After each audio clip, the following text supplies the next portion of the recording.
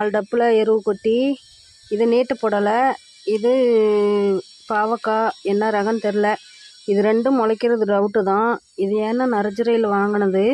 இது இந்த ஊர் அவரைன்னு சொல்லுவாங்கள்ல, கொடி அவரை. கிளியும் போட்டிருக்கேன். இருந்தாலும் நம்ம மாடியில் காய் வருதான்னு செக் பண்ணணும்.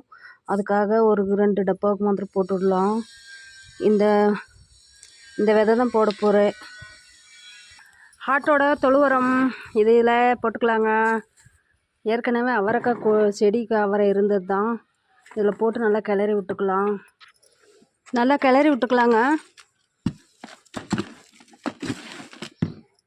அதில் பாவக்காய், இதில் புடலங்காய், இதில் பீக்கங்காய் போட்டிருக்கேன்.